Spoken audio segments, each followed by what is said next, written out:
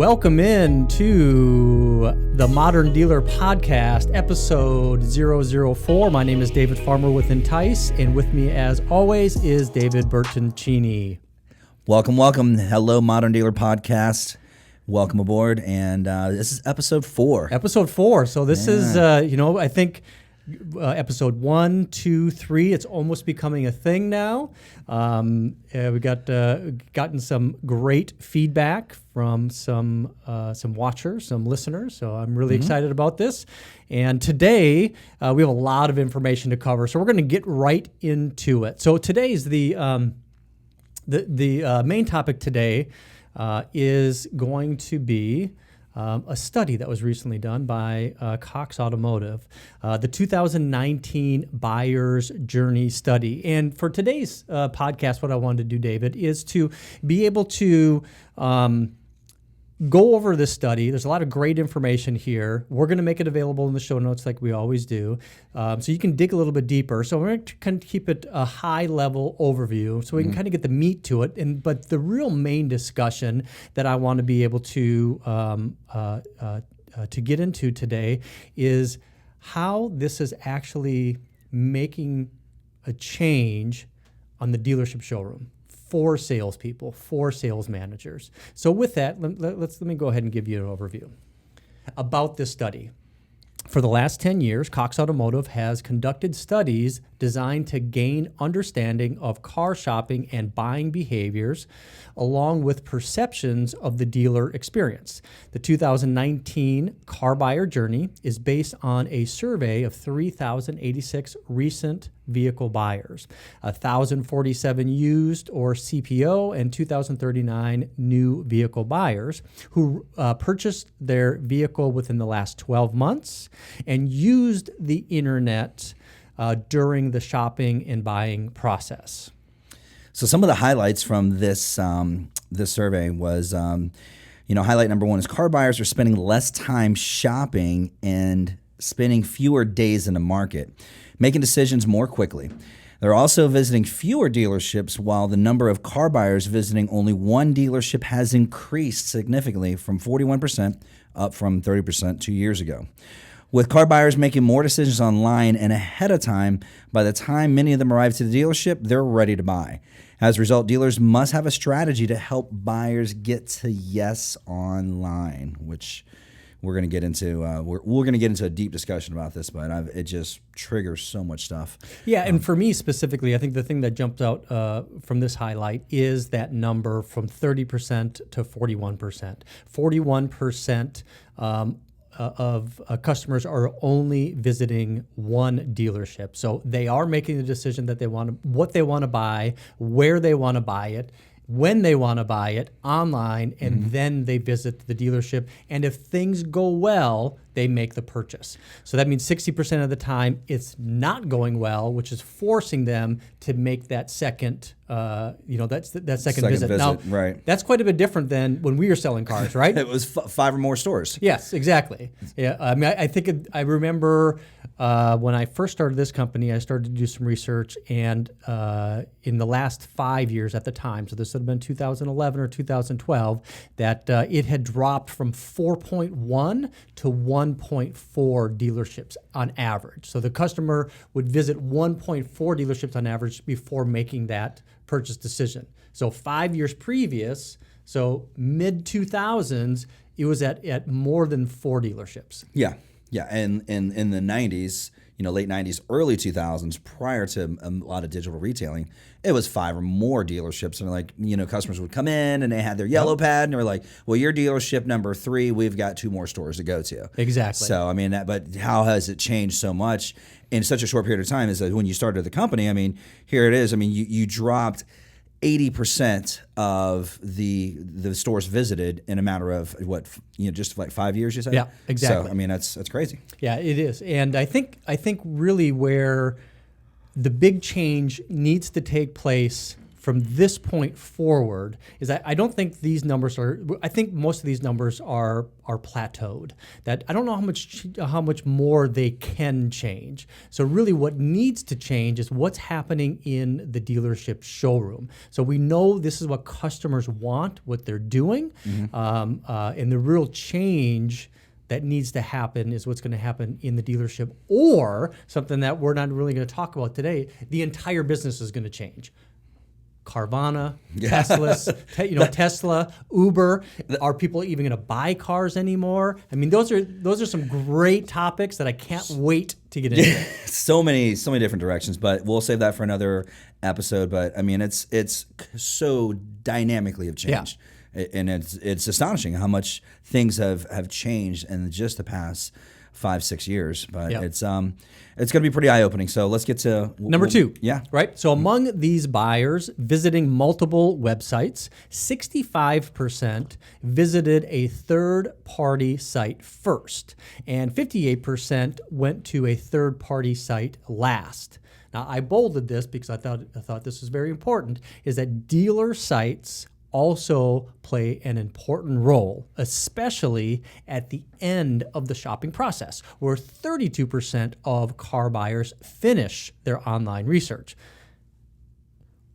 With a grain of salt, as a result, dealers need to have a strong presence in the online inventory marketplace. So this is a Cox Automotive study.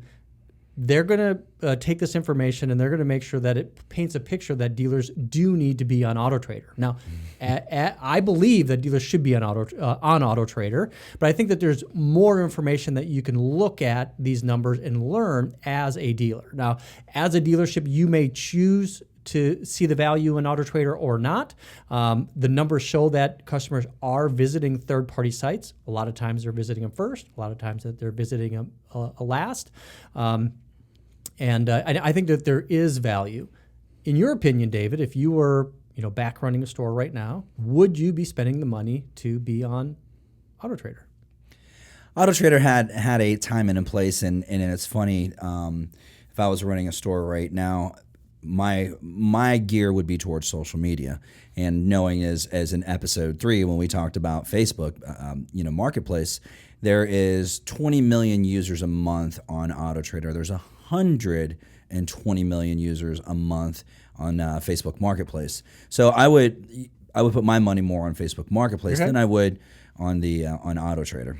What's really interesting too is that there's an additional PDF that was provided by the Cox Automotive study, specifically with this exact same study. It goes a little bit deeper, provides a little bit different, a different view of the data. I think it's important to be aware of and to look at is that when you look at customers, when they're making a decision to buy, there has to be an awareness point. Mm-hmm. What vehicle that they're interested in buying. The number one way that customers are first becoming aware of what vehicle that they want to purchase is from friends and family. The second is the internet at 22%. Out of that 22%, the number one position is a third-party site, whether that's AutoTrader, Cars.com, Kelley Blue Book, Car Gurus. I mean, there's a bunch out there that provide real value. The OEM site is tied for the second and third position, which is OEM site and the dealer site at 21%. Social media, a smaller number, but I think that those numbers, from a strategy standpoint, we're at a very pivotal role in how customers are utilizing that information and how they're able to share that. So that's going to become more and more important to be there in a social context, and not just from an advertising standpoint, but from an organic standpoint. Mm-hmm. But I digress. Number 3, tell us about it. 61% of car buyers said their experience was not any better, and in some cases worse than the last time they bought a car. I can't believe that. That's nuts. They're least satisfied with how long the process takes, and that the paperwork and negotiating are still the most frustrating parts of the car buying process. The research shows that digital retailing is the key to reducing time at the dealership. So your process outside of the showroom is more streamlined having a streamlined process outside of the showroom, using digital retailing shopping tools, and customers being more prepared prior to their arrival to the dealership. But then you still got to have that seamless transition of like, hey, what you did online transitions perfectly to our showroom. It adds value. Right. And somehow since the last time somebody bought a car, and what is the trade cycle, is about 42 months. So in the last 3 to 4 years, customers, we've disconnected even more from the online digital experience to the actual showroom experience. Yeah. So how did that happen? Yeah. So customers are doing more research online. They are engaging in different pieces of the sales process online, from searching for the type of vehicle they want, to the model that they want, to be able to calculate loan payments, lease payments, research incentives, finance rates, finance product research, credit applications online, scheduled demonstrations online. All of these pieces are part of that digital retailing experience, but how is that really translating into what's happening in the dealership showroom? So according to this, it's not, right? 61% of car buyers said that their experience was not any better, in some cases even worse. So on that note, what do you think? Take a break, and then we'll come back? Absolutely.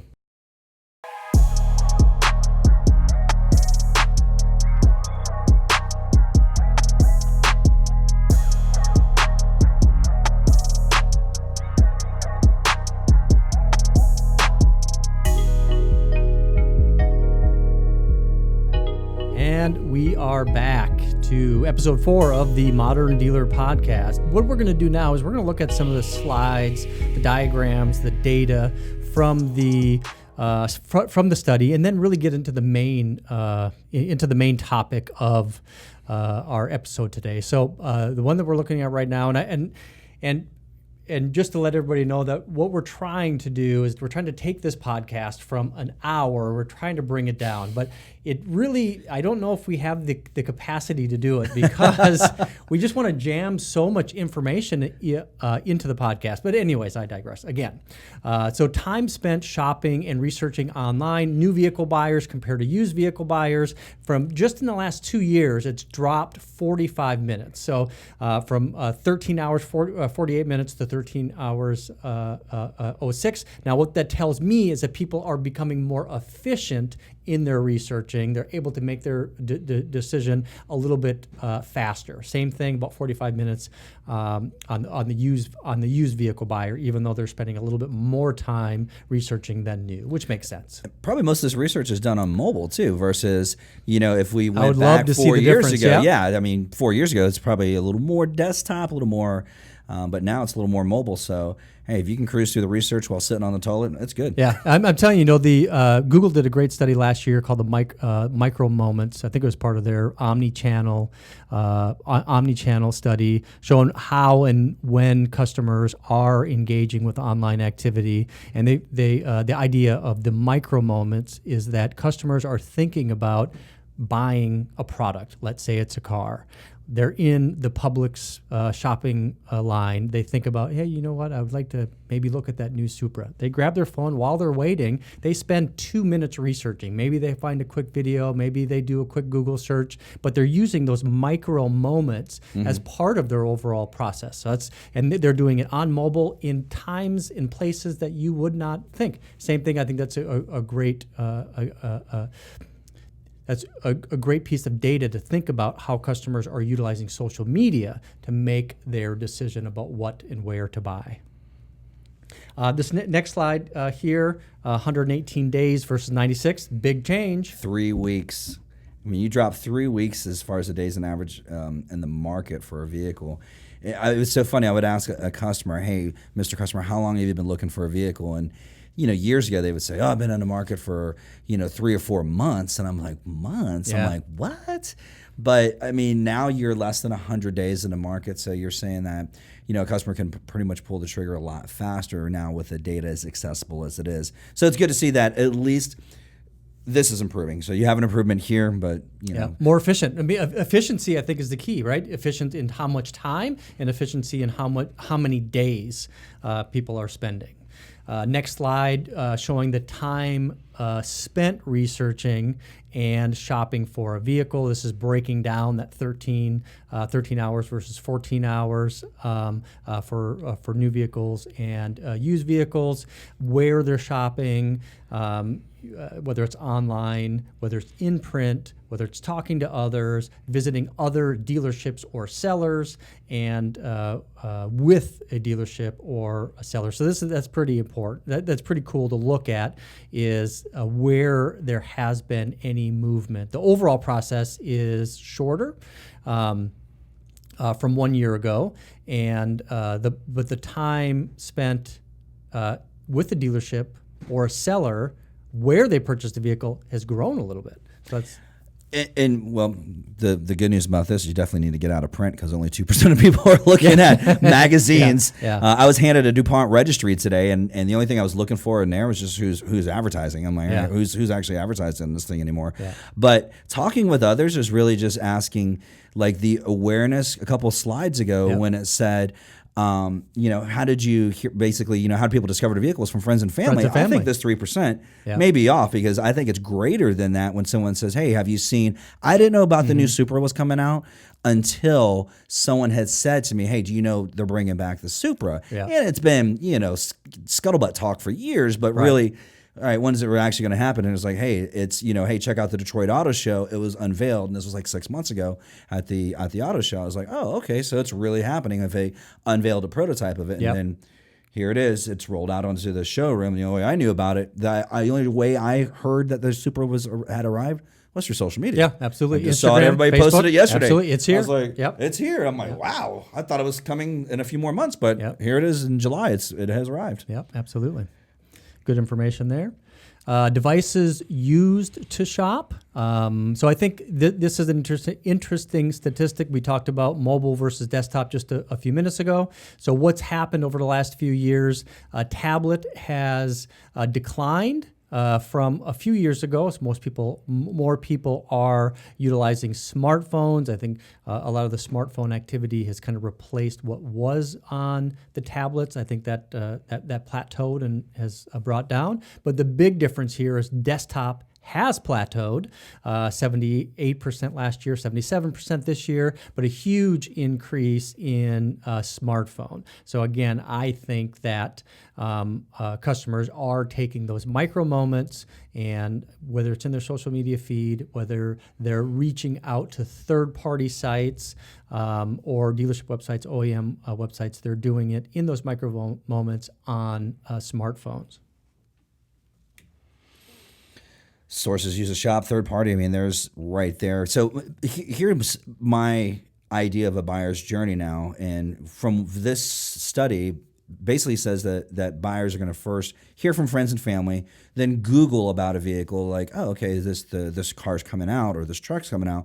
Google it, and when they Google it, they're directed mostly to third-party sites. They're not going to go directly to an OEM or to a dealer site. They're going to go to a third-party site first, and that's, to the numbers here, that basically falls in that buying process through what we're discussing here. Third-party sites, AutoTrader, Cars.com, Car Gurus, KellyBlueBook.com, all of these sites are spending a lot of money making sure that they are being optimized to get those high rankings. So not only are they advertising, but they're spending a lot of money on Google search from a marketing standpoint, but they're also making sure that they're going to be ranking higher than dealerships. So this opens up an opportunity for some further discussion on what dealerships can do to enhance their search engine optimization in their local region, where they really should be ranking higher than these third-party sites. But again, that's another conversation. Well, our source was Cox, so it's kind of swayed into third-partyness because you look at a Google search. I mean, I've been saying this little phrase for years. I'm like, hey, when in doubt, Google it out. Right? I mean, I'm not sure. Let me just Google that. I'm like, you can Google that, Yeah, it's all Googleable. Yeah, that's so funny. All right. First and last website visited. This is an important piece of information. You can see that new vehicle buyers, if you look at third-party sites, so they're saying first and last. So 52% of the first place a customer visits online is third-party sites. The last place a customer is visiting is a third-party site. So there's definitely no question that there is a lot of value. There's also a lot of value in dealership sites. So you look at the last place a buyer is searching is a dealership website, 35%. That's for a new vehicle buyer and used vehicle buyer. And I think that in my opinion, that when customers are searching and making a decision, first of all, they want to decide what type of vehicle they want to buy. Do I want to buy a Honda? Do I want to buy a Toyota? Do I want to buy a Ford? Then they determine what vehicle line and then what trim level. So it's going to be what I want to buy, but then it's going to be where I want to buy. And that's where the digital retailing tools that you're going to have installed on your dealership's website, what tools do you have installed that's going to tell a story that you are transparent, that you're providing the type of information that a customer is going to feel comfortable doing business with you, and or is there anything that you are going to offer that is going to be different that they can get from your dealership, a unique selling proposition. If you buy from us, you're going to get this. That's the story that I think that dealerships' websites need to be telling. So customers are visiting your dealership website as a last stop before visiting your dealership's showroom. And I think this study is showing that customers want to do more of that DR, digital retailing activity online, and they want to do it on your website just prior to visiting your dealership showroom. And here's the numbers, right? In the last 2 years, average number of dealerships visited has gone down a little bit from 2017 to 2019, 2.6 to 2.5, and 2.8 to 2.2.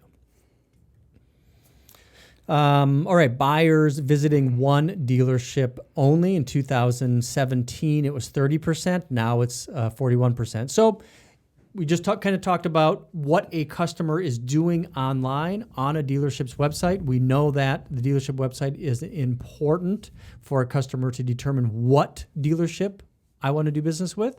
And this kind of shows that a dealership website and a dealership, from a marketing standpoint, is probably doing a better job of saying why you should visit us for a dealer. Right. Would you agree? Why buy here?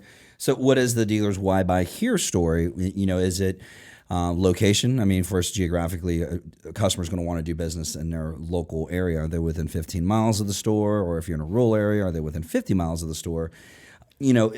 Visiting one dealership, but if that one dealership is it a good reputation? Is it a good reputable store? I mean, what is your, of course, people Google ranking. Yeah, what is your Google ranking? I mean, like we talked about in episode 2, just how, what was that, episode 1? Episode 1? Yeah, episode Google, 1 is Google My Business for Google reviews. My Business Yep. for reviews. People are going to be looking around there, but, dealers, just visiting one dealership. So you have to, like you said, David, it's either going to be with the shopping tools on your website, your reputation through Google. Is it your location? Is it, there's various reasons, but we're going to have to I believe that it's what good of a job you've done to attract that customer to your store with your unique buying proposition. We have a lifetime warranty. We have windshield wiper blades for life, tires for life, whatever program that you can incentivize a customer with to continue to, hey, you want to buy cars here at our dealership moving forward for the next, your kids and your neighbors, your friends and family. And I think another thing that this says as well, if it's increased 1/3 from 30% to 41%, is that the process is changing in a dealership showroom. So what appealed to a customer to choose one dealership, the dealership is delivering on that promise. So they don't feel like they need to shop another dealership, which is great. The transparency is clear. Yeah. And they're living up to what they're saying, as you hope, but previous a few slides ago, their customers are saying, well, still the paperwork sucks and the time sucks. Yep. So how do we tighten that up? So Yep. initial contact with the dealer, purchase, walk-ins, new versus used. The phone traffic there.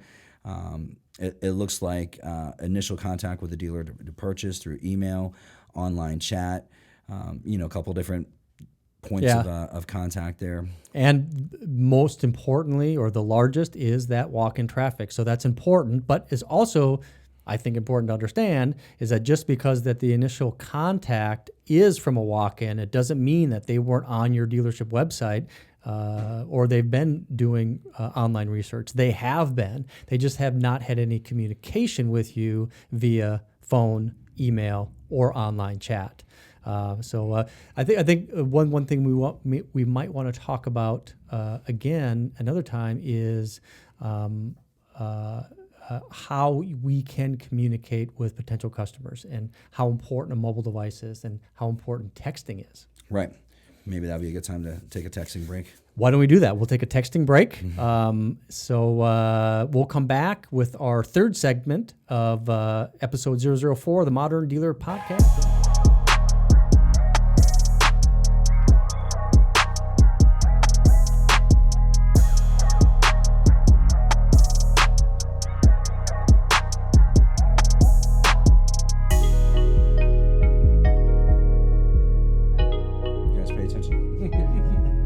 If you want to set up a studio, I mean, David's got thousands of dollars invested into the studio here, so and podcaster beware. Yeah, and really, if anybody ever wants to come out and see the studio, you want to sit in and be in our studio audience. Right now, we have nobody in our studio. But we do have R2D2. And Mr. Potato Head and the Kool-Aid Man. I mean, we got a couple characters, but the good news is we will actually be inviting a couple of between David and I's circle of influence. I mean, there are some very high-profile folks we'd like to invite onto the show. Some very high-profile people in AutoNation. There's some just a couple of parts managers that we've worked with before, vendors that we've dealt with. People that I work with on a daily basis from different companies on the digital marketing side, from the dealer side. So anyways, we're back in. Let's do a clap. 2, 1. We are back in. And I'm going to include that little bit of previous conversation in this third segment here. So we've been rolling for a minute or two. We do want to include more people. And again, if you have any interest to come on by and be part of our studio audience, we have a place for you. We'd love to have you. So I know that, again, we talked earlier about trying to keep this a little bit shorter. We're going to try to get better at it. This isn't going to be another long episode, but we're going to get right back into it. And really, I'm going to buzz through 5 or 6 of these slides and get into really where I wanted to be a lot of the discussion today. And this is where I think that technology companies that are providing solutions to auto dealers really need to be focused on is what happens, at the dealership. What processes need to change for new salespeople, for people that's been in the business for a long time, old car dogs, sales managers, general sales managers, training managers, BDC managers, anybody that's at the dealership.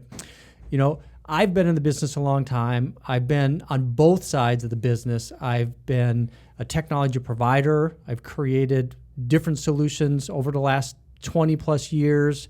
I've trained dealerships all over the country.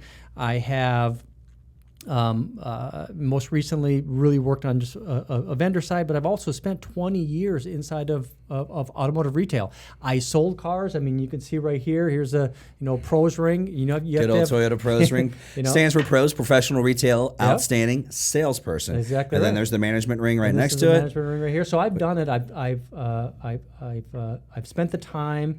I've personally sold thousands of cars. You've sold thousands of cars.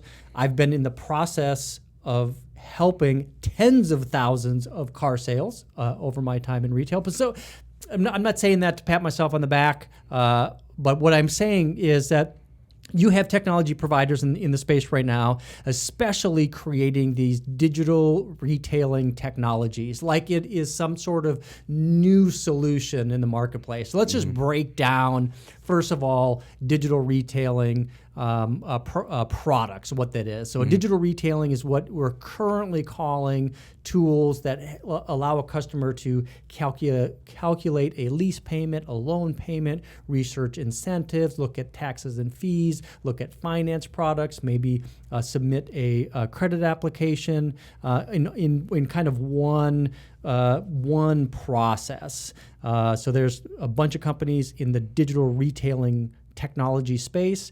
Now, I look at digital retailing really as an extension of what we've been doing in the automotive technology space since the mid-90s. So, I mean, I sold cars before there was an internet, before there was a World Wide Web anyways.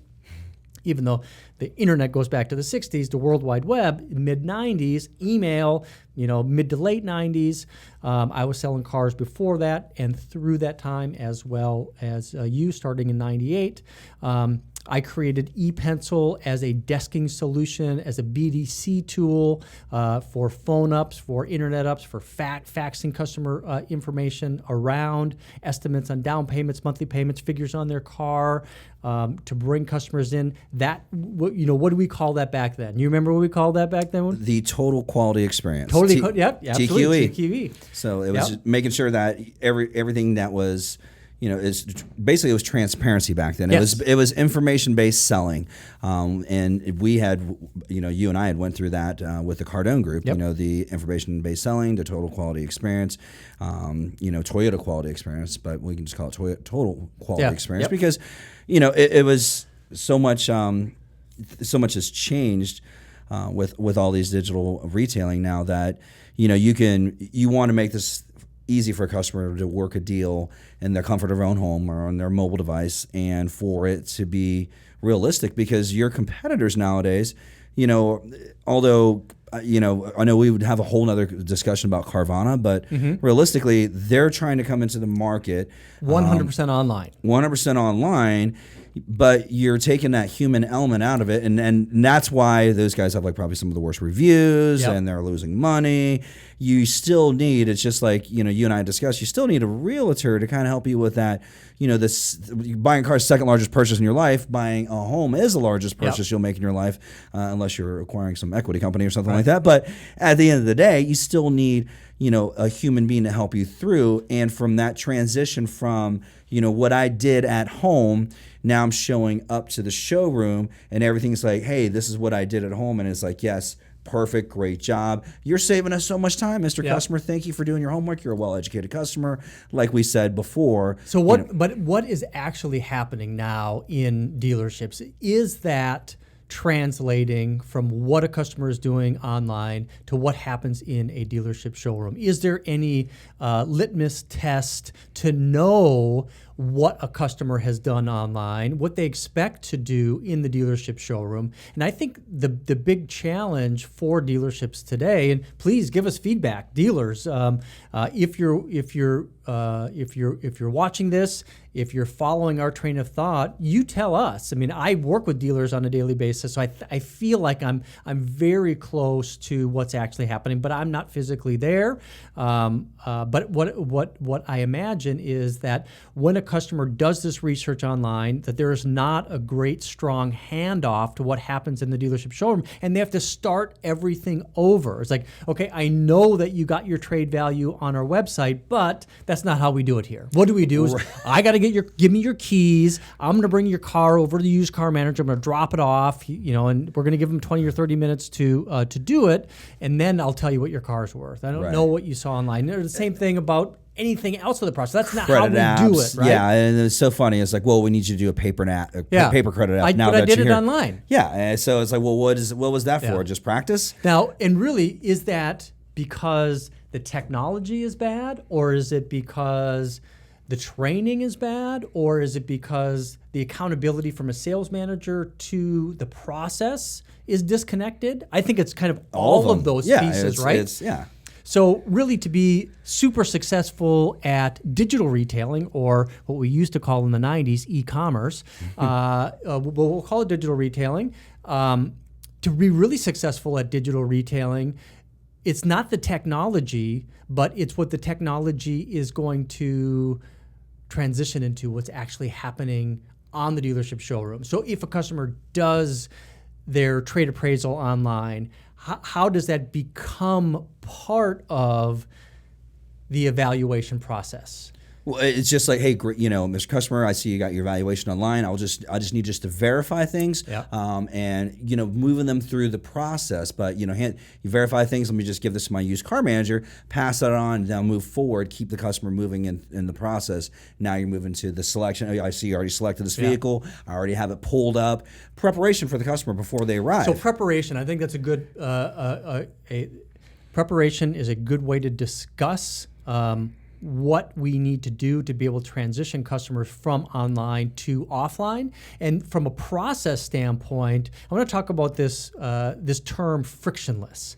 So I put a note here on the screen. What can dealers do today that will make an impact for customers that are unhappy with the current process? We know that 61% of customers don't like the process. What can we do to make it better?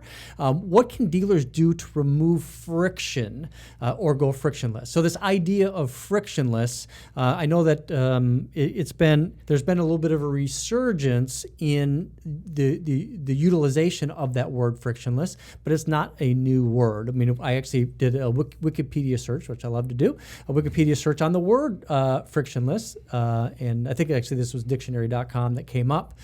So it's an adjective, not impeded by or creating friction. Basically, it means it's making it smooth, right? Mm-hmm. The compass needs to have a lightweight magnet and a frictionless bearing, right? So very, reduction of friction, achieved with or involving little difficulty, effortless. So that's the idea is, what can we do to make the sales process frictionless? So we look at the sales process. So, I spent a lot of time when I worked with Grant Cardone in the Cardone Group in re-engineering the sales process into the 21st century. And our goal then is the same as it is today, is how can you remove the difficulty in a sales process? How can you break it down to the lowest common denominator? And then I think today what's different is because we do have the enhancements of what we're able to do online. We need to reduce the friction between online and offline.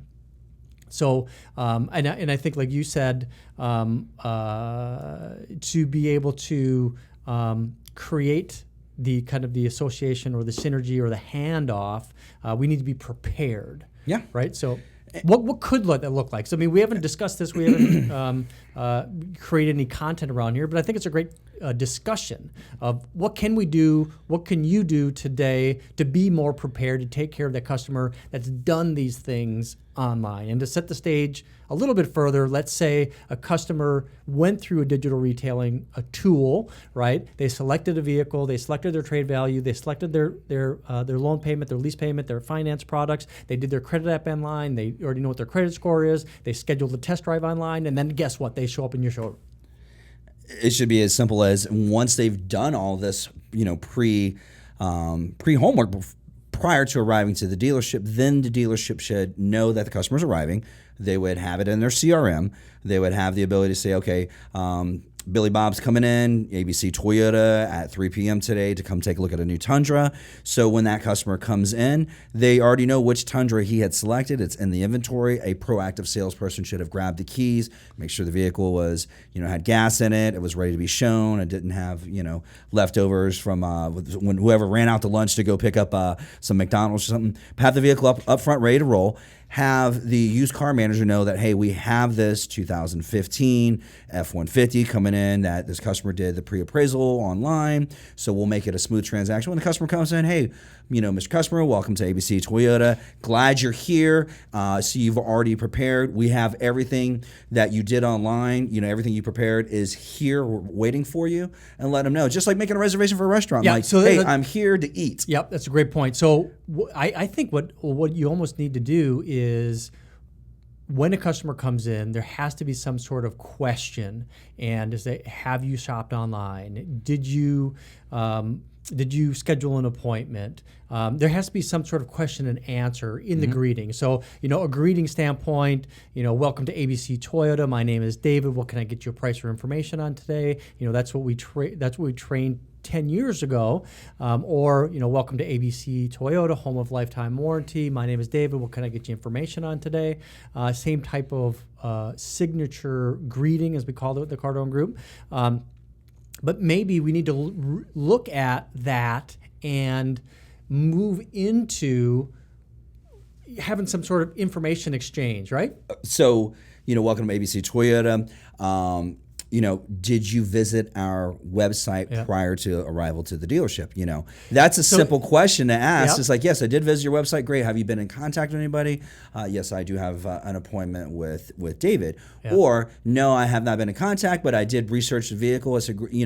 And you can go in the direction with the customer, still taking them through your sales process. It's like, did you already select a vehicle? Did you have a vehicle that you're replacing? Yep. Of course, we never called it a trade. So this brings me to the next slide that I have set up here, and this idea of an expedited sales process. And I'm kind of just, as we're having this conversation, I kind of have this idea is something as simple as, what if on like the badge, right? We used to have to wear badges. Still have name tags there. Still have name tags and everything. And what if that was ask me about our expedited sales process, or whatever you want to name your expedited sales process. Maybe it's fast and easy, or it's our showroom to go, or it's our express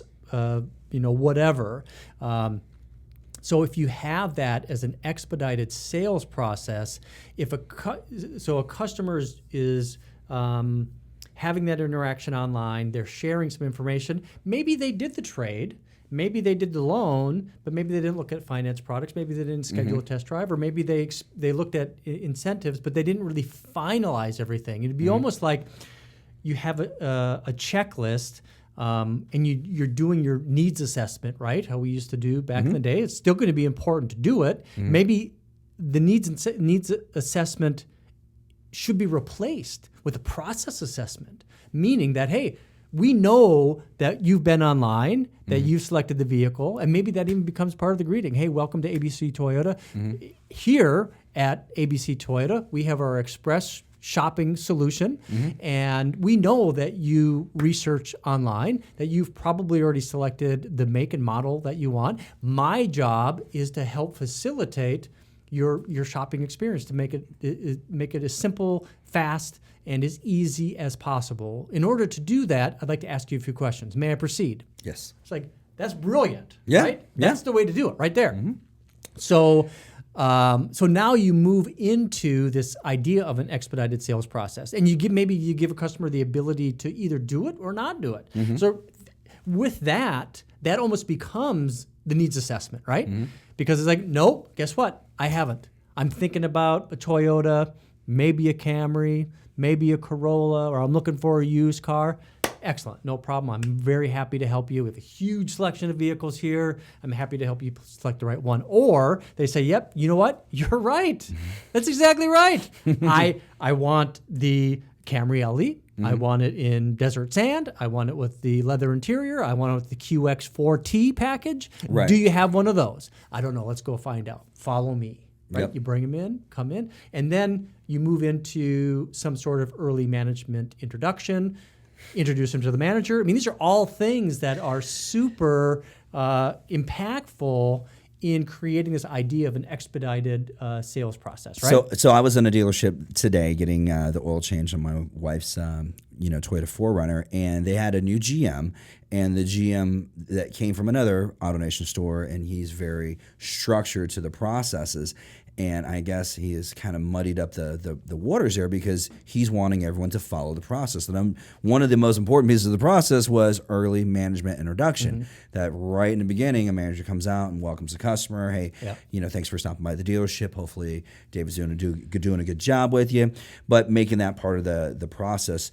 I wanted to touch on a couple of the points that you have on this slide here.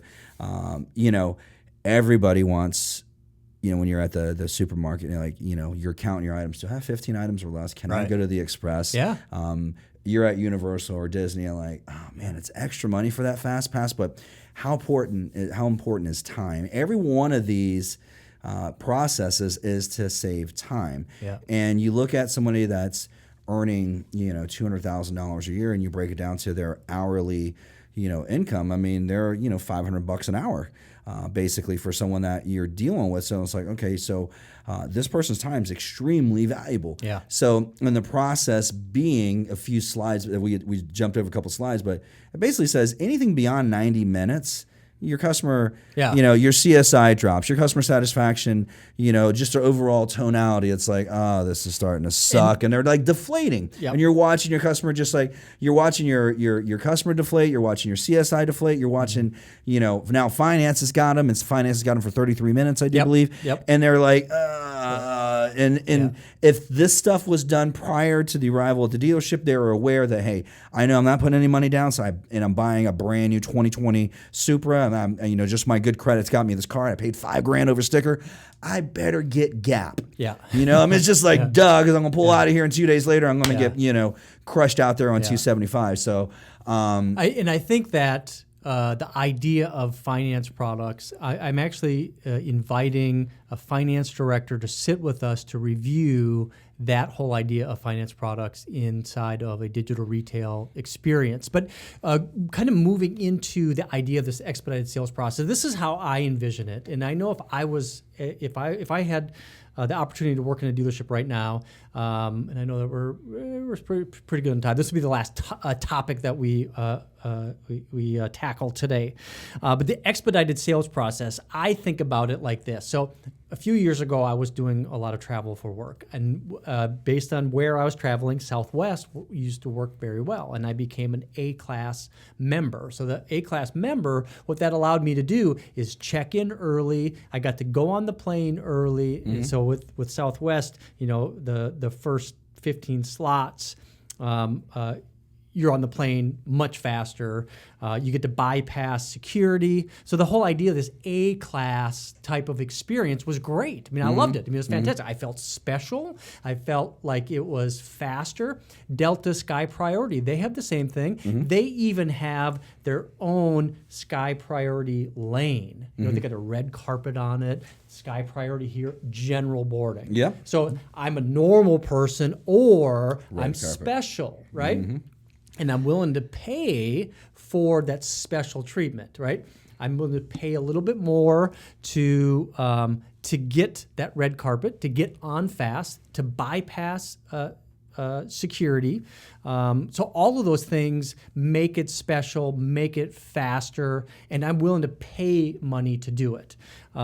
Same thing with the A-class. And then there's other things with this idea of making it frictionless, right? Let's take the pain out of these process. Delta Sky Priority, take the pain. A-class, take the pain. Amazon Go, man. Right? I've seen that store in Burien, actually in Seattle. Oh, have you? Yeah. So I didn't walk in because it was brand new at the time. My last visit to Seattle. And I was like, wow. And when somebody told me what the process was, you just walk in and you grab your stuff and you go. And I was like, what? Well, how do they know? And there's the video right there. How do you know that you got what you got? And it's such a genius way they put things together in there. And you get a bill later, and it just goes right to your Amazon account. I mean, wow. I mean, that's making it frictionless. It's fast. It's quick. It's just like, everybody's time is broken down to some sort of value. Either your minimum wage of $15 an hour, you're $500 an hour executive, or you're even higher. But everyone's time's valuable. Yeah. So I mean, this right here, it's frictionless. Yeah. So now we have. So who's doing this in automotive? So we have Carvana now. So their answer is to do everything 100% online, and you don't have that agent type of transaction, part of the transaction, right? You're doing it 100% online, and they're doing a good job. They're building a market for themselves. They're selling cars. Now, I think that most people want to finish their online portion by seeing somebody face to face, asking a few questions, touching the car, maybe driving it, maybe not driving it, making a decision and buying a car. So that piece has to be done face to face with the person, but that piece can also be done in a way that is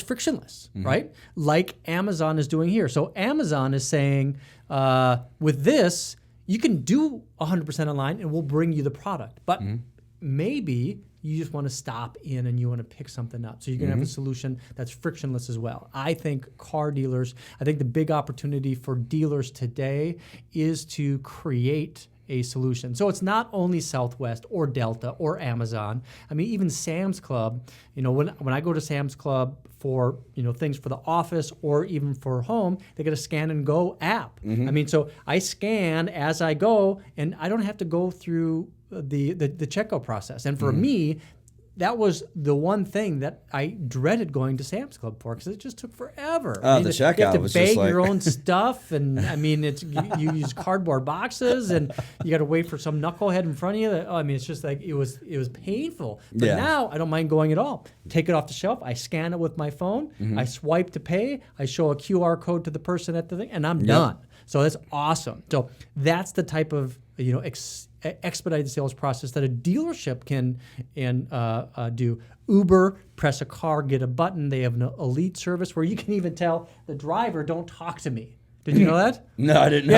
Yeah, there's a new feature in Uber where you can have this elite service where you don't want to be talked to. So you get in the car.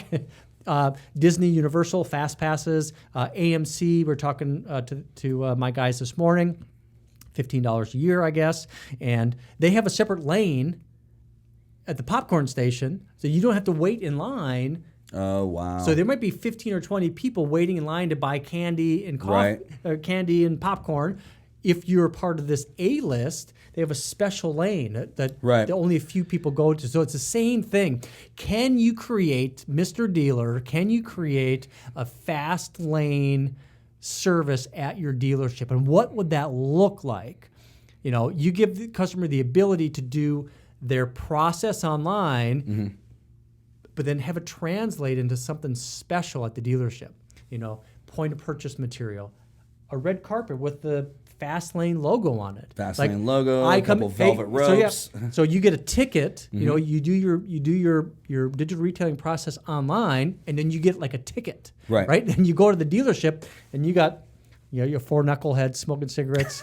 Coming. I just walked past that this morning. And ambush you at your door, right? Yep. Because you used to have to wait until somebody opened the door. Another salesperson will get you there. But if a customer had a ticket and said, I'm part of the fast lane. It's like, boom, now I get to go to a separate deal. I bypass what I don't like and move into what I do like. I've watched and I've seen large dealer groups. I've watched AutoNation attempt to do that, and where the loss in translation transaction, where the wheels came off at, was the online experience was okay, it was good. I mean, they may not have had the digital shopping tools that we do nowadays, but I'm going back like 3-4 years ago.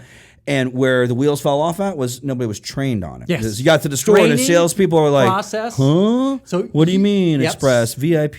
Yeah. Like, it's not a nightclub. We don't have anybody VIP. And that's where just like it completely fell over. They painted parking areas outside VIP appointment. That's a good... all that's good. I mean, you can have the castles built, but if the servants aren't there and you show up and it's like, man, The this is a customer really nice needs place. to be trained and the salesperson needs to be trained. We only got about a minute left before we Right. have to shut this thing down. So great episode. It's probably the longest one that we've had, even though we wanted to make it a little bit shorter. We've had Facebook Live. So we only got a minute here. So episode 004 in the books.